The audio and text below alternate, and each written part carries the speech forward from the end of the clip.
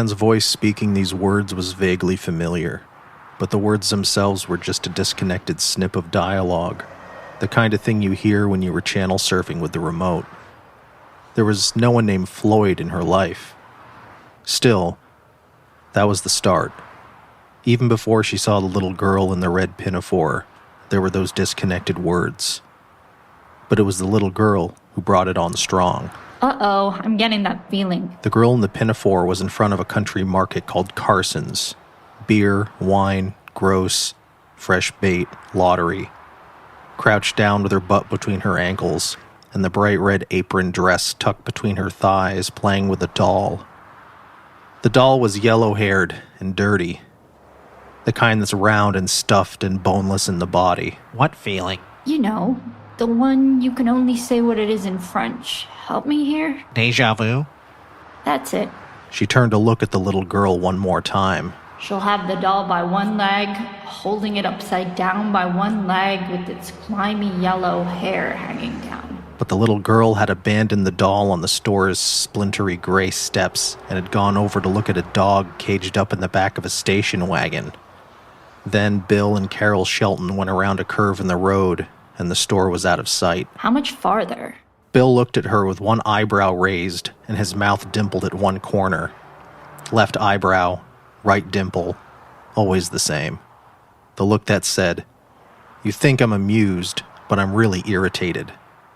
For the 90 trillionth or so time in the marriage, I'm really irritated. You don't know that, though, because you can only see about 2 inches into me, and then your vision fails." But she had better vision than he realized. It was one of the secrets of the marriage. Probably he had a few secrets of his own. And there were, of course, the ones they kept together. I don't know. I've never been here.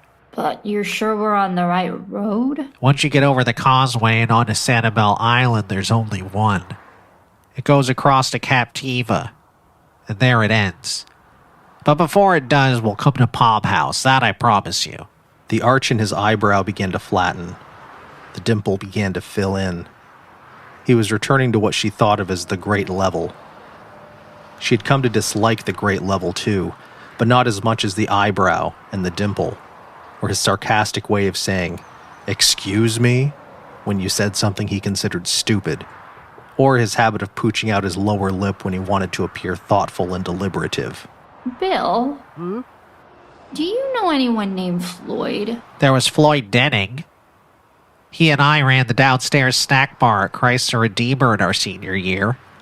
I told you about him, didn't I? He stole the Coke money one Friday and spent the weekend in New York with his girlfriend. They suspended him and expelled him. What made you think of him?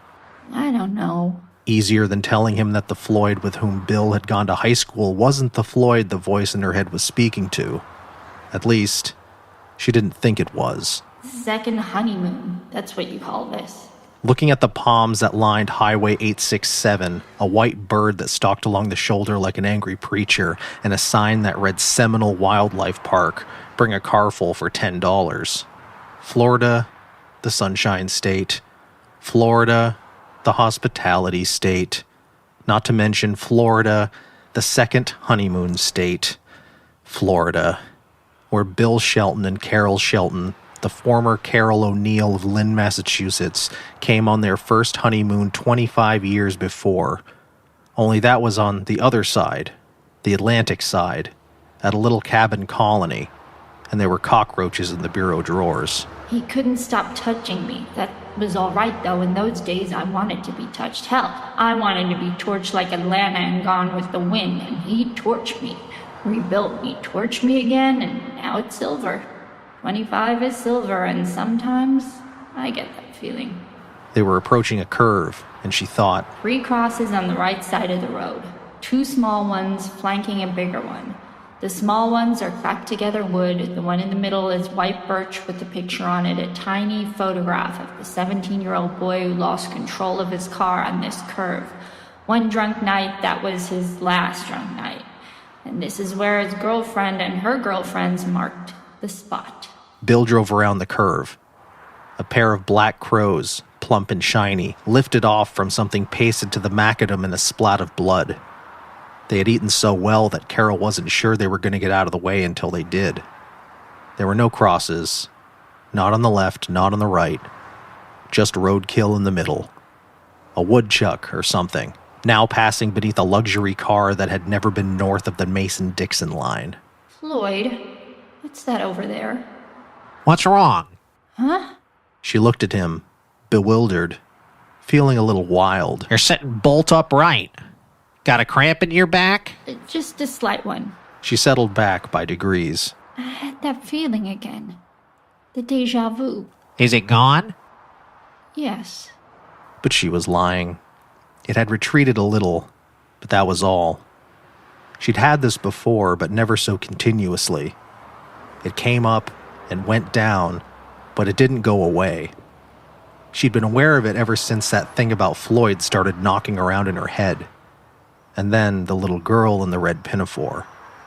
But really, hadn't she felt something before either of those things? Hadn't it actually started when they came down the steps of the Lear 35 into the hammering heat of the Fort Myers sunshine? Or even before? En route from Boston? They were coming to an intersection. Overhead was a flashing yellow light. To the right is a used car lot and a sign for the Sanibel Community Theater. No, it'll be like the crosses that weren't there. It's a strong feeling, but it's a false feeling. Here was the intersection. On the right, there was a used car lot, Palmdale Motors. Carol felt a real jump at that, a stab of something sharper than disquiet. Quit being stupid. There had to be car lots all over Florida, and if you predicted one at every intersection, sooner or later the law of averages made you a prophet. It was a trick mediums had been using for hundreds of years. Besides, there's no theater sign. But there was another sign. It was Mary, the Mother of God, the ghost of all her childhood days, holding out her hands the way she did on the medallion Carol's grandmother had given her for her 10th birthday. Her grandmother had pressed it into her hand and looped the chain around her fingers, saying, "Wear her always as you grow, because all the hard days are coming." She had worn it all right. At Our Lady of Angels Grammar and Middle School she had worn it, then at St. Vincent de Paul High. She wore the medal until breasts grew around it like ordinary miracles, and then someplace, probably on the class trip to Hampton Beach, she had lost it. Coming home on the bus she had tongue-kissed for the first time. Butch Sousey had been the boy, and she'd been able to taste the cotton candy he'd eaten. Mary on that long-gone medallion, and Mary on this billboard had exactly the same look. The one that made you feel guilty of thinking impure thoughts, even when all you're thinking about was a peanut butter sandwich. Beneath Mary, the sign said, "Mother of Mercy Charities help the Florida homeless. Won't you help us?" Hey there, Mary, what's the story? More than one voice this time. Many voices, girls' voices, chanting ghost voices. There were ordinary miracles. There were also ordinary ghosts. You find these things out as you got older. What's wrong with you? She knew that voice as well as she did the eyebrow and dimple look. Bill's "I'm only pretending to be pissed" tone of voice. The one that meant he really was pissed, at least a little. Nothing. She gave him the best smile she could manage. You really don't seem like yourself. Maybe you shouldn't have slept on the plane. You're probably right. She said, not just to be agreeable. How many women got a second honeymoon on Captiva Island for their 25th anniversary? Round trip on a chartered Learjet. 10 days at one of those places where your money was no good. At least until MasterCard coughed up the bill at the end of the month, and if you wanted a massage, a big Swedish babe would come and pummel you in your 6-room beach house. Things had been different at the start. Bill, whom she'd first met at a crosstown high school dance, and then met again at college 3 years later, another ordinary miracle, had begun their married life working as a janitor, because there were no openings in the computer industry. It was 1973, and computers were essentially going nowhere, and they were living in a grotty place in Revere, not on the beach, but close to it. And all night, people kept going up the stairs to buy drugs from the two sallow creatures who lived in the apartment above them and listened endlessly to dopey records from the 60s. Carol used to lie awake, waiting for the shouting to start, thinking, "We won't ever get out of here. We'll grow old and die within earshot of Cream and Blue Cheer and the fucking dodgem cars down the beach." Bill, exhausted at the end of his shift, would sleep through the noise, lying on his side, sometimes with one hand on her hip. And when it wasn't there, she often put it there, especially if the creatures upstairs were arguing with their customers. Bill was all she had. Her parents had practically disowned her when she married him. He was a Catholic, but the wrong kind of Catholic. Graham had asked why she wanted to go out with that boy when anyone could tell he was shanty. How could she fall for all his foolish talk? Why did she want to break her father's heart? And what could she say? It was a long distance from that place in Revere to a private jet soaring at 41,000 feet. A long way to this rental car, which was a Crown Victoria, what the Goodfellas and the gangster movies invariably called a Crown Vic, heading for 10 days in a place where the tab would probably be, well, she didn't even want to think about it. "Floyd? Oh, shit." Carol? What is it now? "Nothing." Up ahead by the road was a little pink bungalow, the porch flanked by palms. Seeing those trees with their fringy heads lifted against the blue sky made her think of Japanese Zeros coming in low, their underwing machine guns firing, such an association clearly the result of a youth misspent in front of the TV, and as they passed, a black woman would come out. She would be drying her hands on a piece of pink toweling and would watch them expressionlessly as they passed. Rich folks in a Crown Vic, headed for Captiva, and she'd have no idea that Carol Shelton once lay awake in a $90 a month apartment, listening to the records and the drug deals upstairs, feeling something alive inside her, something that made her think of a cigarette that had fallen down behind the drapes at a party, small and unseen, but smoldering away next to the fabric. Hun! "Nothing," I said. They passed the house. There was no woman. An old man, white, not black, sat in a rocking chair watching them pass. There were rimless glasses on his nose and a piece of ragged pink toweling, the same shade as the house, across his lap. "I'm fine now, just anxious to get there and change into some shorts." His hand touched her hip, where he had so often touched her during those first days, and then crept a little farther inland. She thought about stopping him, Roman hands and Russian fingers, they used to say, and didn't. They were, after all, on their second honeymoon. Also, it would make that expression go away. Maybe we could take a pause. You know, after the dress comes off and before the shorts go on. "I think that's a lovely idea." She put her hand over his, pressed both more tightly against her. Ahead was a sign that would read Palm House 3 mile on left. When we get close enough to see it. The sign actually read Palm House 2 miles on left. Beyond it was another sign, Mother Mary again, with her hands outstretched in that little electric shimmy that wasn't quite a halo around her head. This version read, Mother of Mercy Charities help the Florida sick. Won't you help us? The next one ought to say Burma Shave. She didn't understand what it meant, but it was clearly a joke, and so she smiled. The next one would say, Mother of Mercy Charities help the Florida hungry. But she couldn't tell him that. Dear Bill. Dear in spite of his sometimes stupid expressions and his sometimes unclear allusions. He'll most likely leave you, and you know something? If you go through with it, that's probably the best luck you can expect. This, according to her father. Dear Bill, who once proved that just once, just that one crucial time, her judgment had been far better than her father's. She was still married to the man her Graham had called the big boaster. At a price, true. But everyone paid a price. Her head itched. She scratched at it absently, waiting for the next Mother of Mercy billboard. Horrible as it was to say, things had started turning around when she lost the baby. That was just before Bill got a job with Beach Computers, out on Route 128. That was when their first winds of change in the industry began to blow. Lost the baby, had a miscarriage. They all believed that, except maybe Bill. Certainly her family had believed it. Dad, Mom, Graham. Miscarriage was the story they told. Miscarriage was a Catholic story if ever there was one. "Hey, Mary, what's the story?" they had sometimes sung when they skipped rope, feeling daring, feeling sinful, the skirts of their uniforms flipping up and down over their scabby knees. That was at Our Lady of Angels, where Sister Annunziata would spank your knuckles with her ruler if she caught you gazing out the window during sentence time, where Sister Dharmatia would tell you that 1,000,000 years was but the tick of eternity's endless clock, and you could spend eternity in hell. Most people did. It was easy. In hell, you would live forever, with your skin on fire and your bones roasting. Now she was in Florida. Now she was in a Crown Vic, sitting next to her husband, whose hand was still in her crotch. The dress would be wrinkled, but who cares if it got that look off his face? And why wouldn't the feeling stop?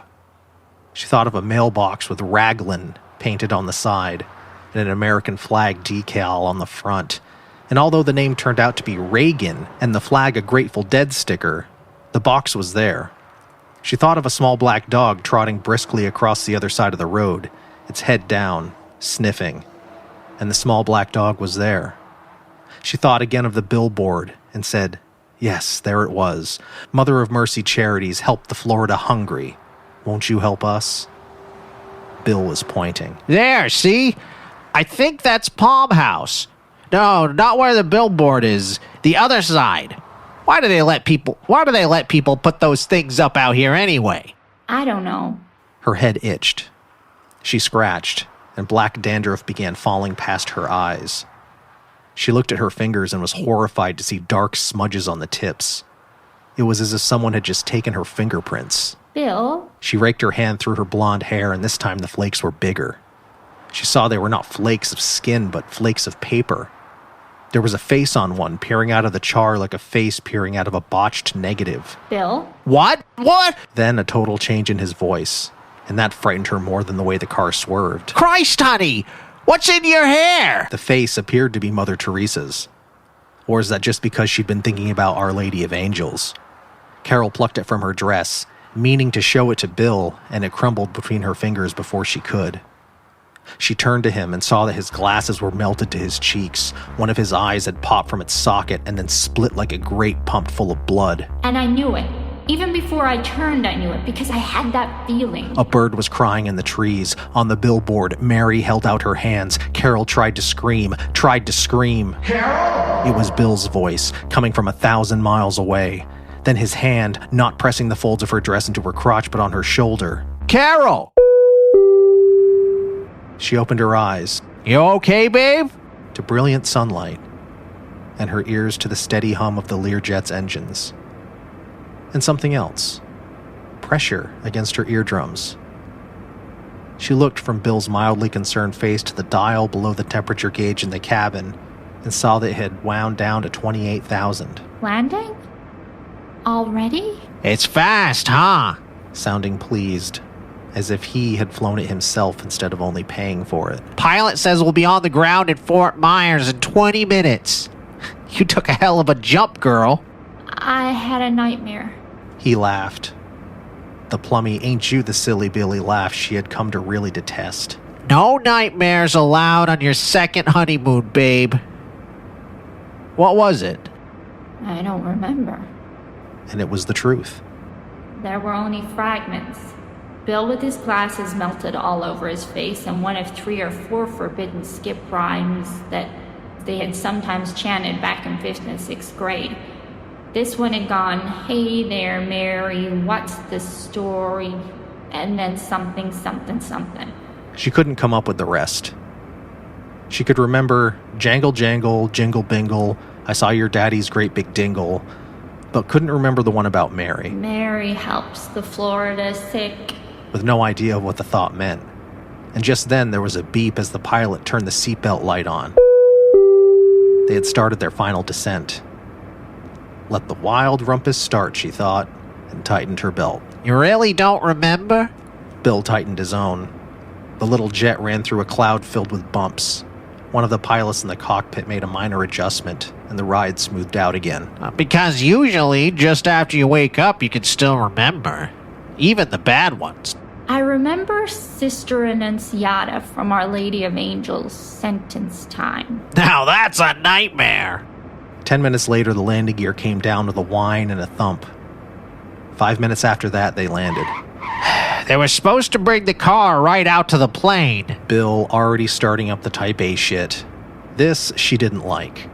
But at least she didn't detest it the way she detested the plummy laugh and his repertoire of patronizing looks. I hope there hasn't been a hitch. There hasn't been. And the feeling swept over her full force. I'm gonna see it out the window on my side in just a second or two. It's your total Florida vacation car. A great big white goddamn Cadillac, or maybe it's a Lincoln? And, yes, here it came. Proving what?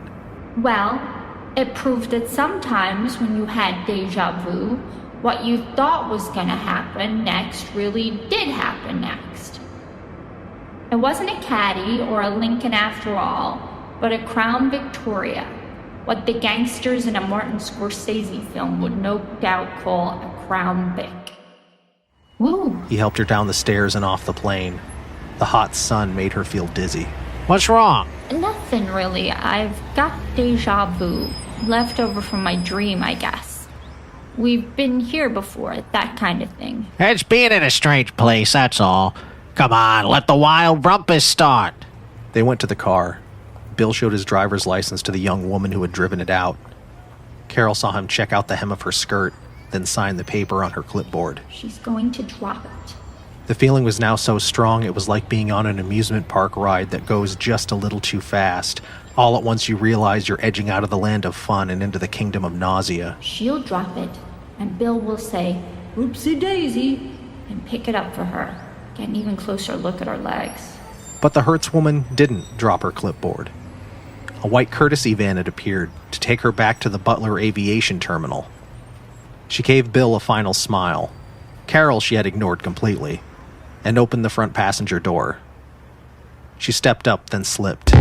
Whoopsie daisy, don't be crazy. Bill took her elbow, steadying her. She gave him a smile. He gave her well-turned legs a goodbye look, and Carol stood by the growing pile of luggage. Hey there, Mary. Mrs. Shelton? It was the co-pilot. He had the last bag, the case with Bill's laptop inside it, and he looked concerned. Are you all right? You're very pale. Bill heard and turned away from the departing white van, his face worried. If her strongest feelings about Bill were her only feelings about Bill, now that they were 25 years on, she would have left him when she found out about the secretary. A Clairol blonde, too young to remember the Clairol slogan that went, "If I have only one life to live," etc., etc. But there were other feelings. There was love, for instance. Still love. A kind that girls in Catholic school uniforms didn't suspect. A weedy species too tough to die. Besides, it wasn't just love that held people together. Secrets held them, and common history, and the price you paid. Carol? Babe? All right? She thought about telling him no. She wasn't all right, she was drowning. But then she managed to smile. It's the heat, that's all. I feel a little groggy. Get me in the car and crank up the air conditioning. I'll be fine. Bill took her by the elbow. Bet you're not checking out my legs, though. You know where they go, don't you? And led her to the Crown Vic as if she were a very old lady. By the time the door was closed and cool air was pumping over her face, she actually had started to feel a little better. If the feeling comes back, I'll tell him. I'll have to. It's just too strong, not normal. Well, deja vu was never normal. It was something that was part dream, part chemistry. She was sure she'd read this, maybe in a doctor's office somewhere while waiting for her gynecologist to go prospecting up her Part the result of an electrical misfire in the brain causing new experiences to be identified as old data. A temporary hole in the pipes, hot water and cold water mingling. She closed her eyes and prayed for it to go away. O Mary, conceived without sin, pray for us who have recourse to thee. Please. Oh, please, they used to say. Not back to parochial school. This was supposed to be a vacation, not... Who was Floyd? The only Floyd Bill knew was Floyd Dorning, or maybe it was Darling? The kid he'd run the snack bar with, the one who'd run off to New York with his girlfriend. Carol couldn't remember what Bill had told her about that kid, but she knew he had. Just quit it, girl.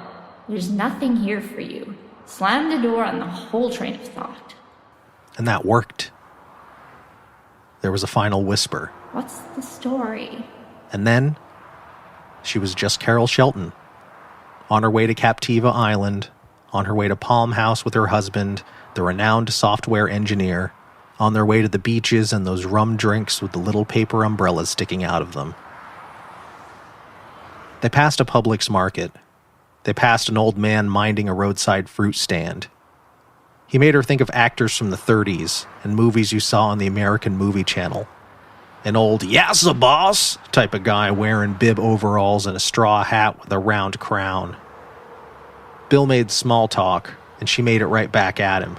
She was faintly amazed that the little girl who had worn a Mary medallion every day from 10 to 16 had become this woman in the Donna Karan dress, that the desperate couple in that Revere apartment were these middle-aged folks rolling down a lush aisle of palms.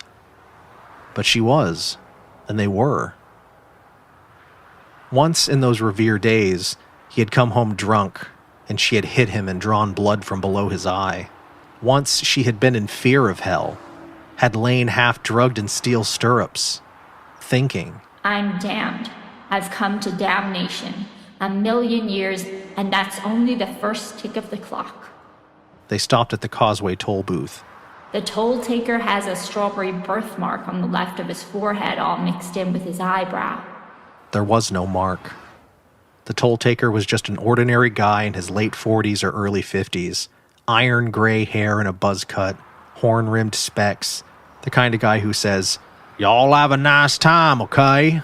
But the feeling began to come back. And Carol realized that now the things she thought she knew were things she really did know. At first, not all of them.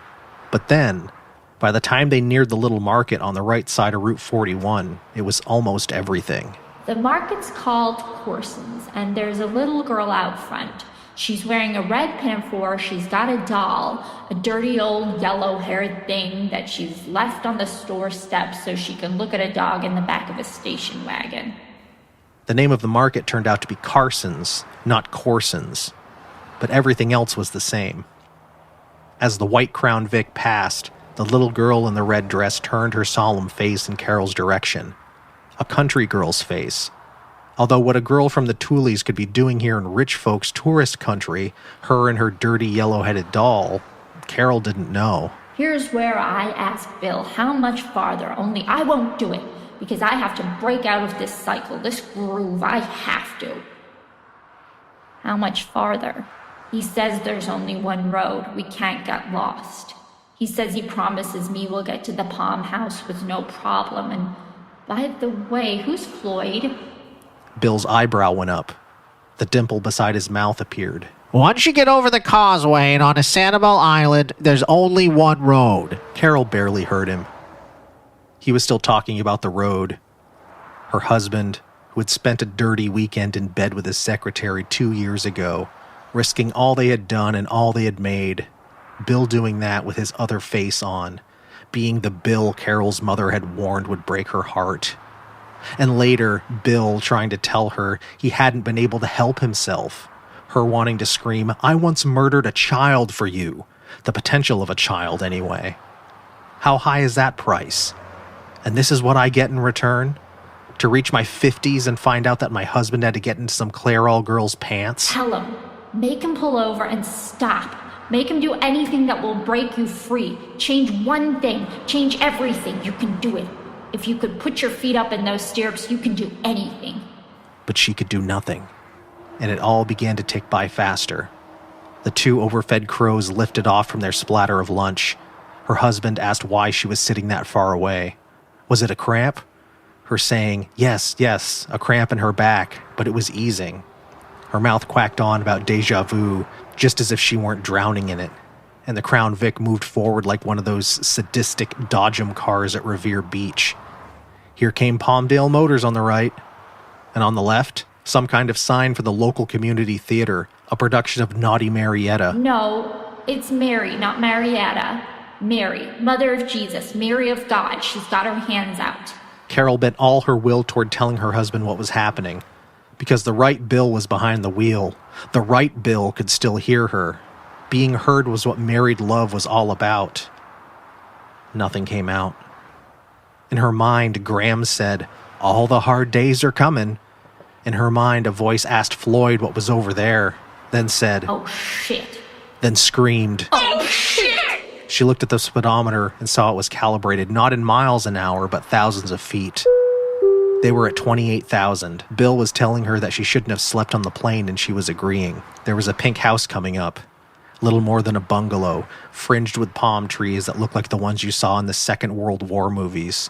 Franz framing incoming Learjets with their machine guns blazing, burning hot. All at once the magazines he's holding turns into a torch. "Holy Mary, Mother of God. Hey there, Mary, what's the story?" They passed the house. The old man sat on the porch and watched them go by. The lenses of his rimless glasses glinted in the sun. Bill's hand established a beachhead on her hip. He said something about how they might pause to refresh themselves between the doffing of her dress and the donning of her shorts, and she agreed, although they were never going to get to Palm House. They were going to go down this road, and down this road they were, for the White Crown Vic, and the White Crown Vic was for them, forever and ever. Amen. The next billboard would say Palm House 2 Mi. Beyond it was the one saying that Mother of Mary Charities helped the Florida sick. Would they help her? Now that it was too late, she was beginning to understand. Beginning to see the light the way she could see the subtropical sun sparkling off the water on their left. Wondering how many wrongs she had done in her life. How many sins, if you like that word. God knew her parents and her Graham certainly had. Sin this and sin that, and wear the medallion between those growing things the boys look at. And years later, she had lain in bed with her new husband on hot summer nights, knowing a decision had to be made, knowing the clock was ticking, the cigarette butt was smoldering, and she remembered making the decision, not telling him out loud, because about some things you could be silent. Her head itched. She scratched it. Black flecks came swirling down past her face. On the Crown Vic's instrument panel, the speedometer froze at 16,000 feet and then blew out. But Bill appeared not to notice. Here came a mailbox with a Grateful Dead sticker pasted on the front. Here came a little black dog with its head down, trotting busily. And God, how her head itched. Black flakes drifting in the air like fallout, and Mother Teresa's face looking out of one of them. Mother of Mary Charities helped the Florida hungry. Won't you help us? "Floyd, what's over there?" She had time to see something big. "Oh, shit." And to read the words Delta. "Bill? Bill?" His reply, clear enough but nevertheless coming from around the rim of the universe. Christ, honey, what's in your hair? She plucked the charred remnants of Mother Teresa's face from her lap and held it out to him. The older version of the man she had married. The secretary fucking man she had married. The man who had nonetheless rescued her from people who thought that you could live forever in paradise if you only lit enough candles and wore the blue blazer and stuck to the approved skipping rhymes. Lying there with this man one hot summer night while the drug deals went on upstairs and Iron Butterfly sang Inagata Devita for the 9 billionth time. She had asked what he thought you got, you know, after, when your part in the show was over. He had taken her in his arms and held her. Down the beach, she had heard the jingle-jangle of the Midway and the bang of the Dodgem cars, and Bill's glasses were melted to his face. One eye bulged out of his socket. His mouth was a blood hole. In the trees, a bird was crying. A bird was screaming, and Carol began to scream with it, holding out the charred fragments of paper with Mother Teresa's face on it, screaming, watching as his cheeks turned black and his forehead swarmed and his neck split open like a poisoned goiter, screaming. She was screaming. Somewhere Iron Butterfly was singing Inagata Devita, and she was screaming. Carol? It was Bill's voice from 1,000 miles away. His hand was on her, but it was concern in his touch rather than lust. She opened her eyes and looked around. The sun-brilliant cabin of the Lear 35, and for a moment she understood everything, in the way one understands the tremendous import of a dream upon the first moment of waking. She remembered asking him what he believed you got, after. And he had said, you probably got what you always thought you would get. That if Jerry Lee Lewis thought he was going to hell for playing Boogie Woogie, then that's exactly where he'd go. Heaven, hell, or Grand Rapids, it was your choice. Or the choice of those who had taught you what to believe. It was the human mind's final great service. The perception of eternity in the place where you'd always expect to spend it. Carol? You okay, babe? In one hand was the magazine she'd been reading. A Newsweek with Mother Teresa on the cover. Sainthood Now? It said in white. Looking around wildly at the cabin, she was thinking, it happens at 16,000 feet. I have to tell them. I have to warn them. But it was fading. All of it. The way those feelings always did. They went like dreams or cotton candy turning into a sweet mist just above your tongue. Landing? Already? She felt wide awake, but her voice sounded thick and muzzy. It's fast, huh? Floyd says we'll be on the ground in... Who? The cabin of the little plane was warm, but her fingers were cold. Who? Floyd! You know, the pilot. He pointed his thumb towards the cockpit's left-hand seat. They were descending into a scrim of clouds. The plane began to shake. He says we'll be on the ground in Fort Myers in 20 minutes. You took a hell of a jump, girl. And before that, you were moaning. Carol opened her mouth to say it was that feeling, the one you could only say what it is in French, something vous or vuse, but it was fading, and all she said was, I had a nightmare. There was a beep, as Floyd the pilot switched the seatbelt lights on. Carol turned her head. Somewhere below, waiting for them, now and forever, was a white car from Hertz, a gangster car, the kind the characters in a Martin Scorsese movie would probably call a Crown Vic. She looked at the cover of the news magazine, at the face of Mother Teresa, and all at once, she remembered skipping rope behind Our Lady of Angels, skipping to one of the forbidden rhymes, skipping to the one that went, Hey there, Mary, what's the story? Save my ass from purgatory. All the hard days are coming. Her gram had said. She had pressed the metal into Carol's palm, wrapped the chain around her fingers. The hard days are coming. The end.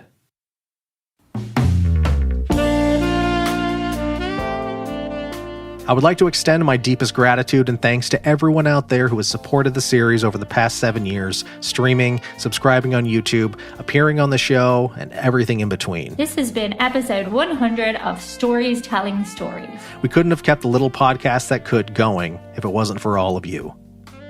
Special thanks also go out to my friend and guest star, Diane Jennings, who is a social media creator sharing her Irish perspective and unique adventures through music, pop culture, and travel on YouTube and across social media. Thank you. And thank you, Eric. Her links are in the description box down below. And as long as you all keep watching, I'll keep putting compelling and challenging material together to bring her back to the show. Once a theater kid, always a theater kid. STS Media is produced in association with Seeing Red Productions, casting around the globe to your frontal lobe wherever podcasts are found. And I want to wish my pal Eric congratulations on his 100th episode. Did you know that most content creators never get past a 4th episode? So it is a big achievement. Well done to you, Eric. And until next time, the hard days are coming. So stay whimsical.